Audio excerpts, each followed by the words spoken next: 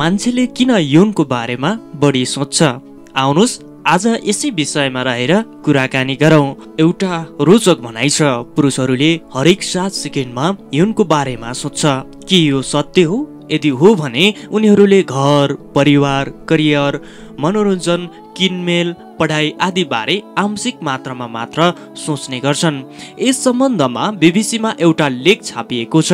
लेखमा केही विशेषज्ञ र उनीहरूको अध्ययनलाई आधार मानेर यही प्रश्नको फेरि खोज्ने यन्त्र गरिएको छ। निचोडमा भनिएको छ, पुरुषले दिनमा औसत 19 पटकसम्म यौनको विषयमा सोच्न सक्छ।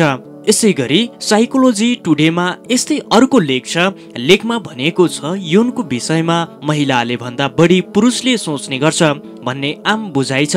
तर अध्ययनमा के पाइएको छ भने यी दुई बीचको तुलनात्मक भिन्नता एकदमै कम छ। पुरुषले दिनमा औसत 8 पटक यौनको कुरा सोच्छन् भने महिलाले लगभग 6 पटक सोच्ने गर्छन्। आखिर जे होस्, मान्छेले दिनभर कुनै न कुनै बेला यौनको कुरा मनमा खेलाउँछ। मनोविश्लेषणका जनक भनिने सिमरन फ्रायडले भनेका छन्, यौन चिन्तन एक स्वाभाविक प्रक्रिया हो। यो अपरिहार्य पनि छ, किनभने यौन मान्छेको जैविक प्रकृति र सामाजिक संस्कृतिको प्रभावको संयोजन हो। उनका अनुसार यौन शारीरिक कार्य मात्र नभई मानसिक एवं भावनात्मक प्रक्रिया पनि हो। यौन चिन्तन मान्छेको स्वाभाविक अभिव्यक्ति हो, जुन अवचेतनामा गहिरो रूपमा जोडिएको छ। मान्छेले दिनमा यौनका विषयमा कुराहरू आउनु कुनै अनौठो वा भिन्न कुरा होइन। जैविक दृष्टिकोणबाट यौन एक प्राकृतिक आवश्यकता हो, जसले प्रजातिको निरन्तरता सुनिश्चित गर्छ। सामाजिक र सांस्कृतिक कारकहरूले पनि यौन चिन्तनलाई प्रभावित गर्छ।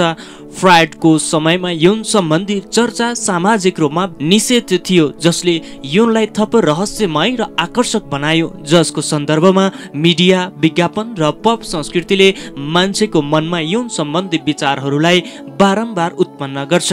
पक्कै पनि अस्वस्थ यौन विचारले मान्छेको ऊर्जा र रचना क्षमतालाई बाधा गर्छ।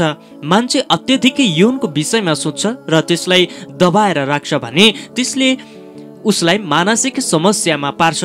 अन्ततः रचनात्मक काम वा ऊर्जाशील समयमा आफूलाई केन्द्रित गर्न सक्दैन। सारमा के भन्न सकिन्छ भने यौनको बारेमा सोच आउनु कुनै अनौठो वा अप्राकृतिक कुरा होइन, तर यसमा मात्र बढी केन्द्रित हुँदा आफ्नो ऊर्जाशील समय भने नष्ट हुन सक्छ।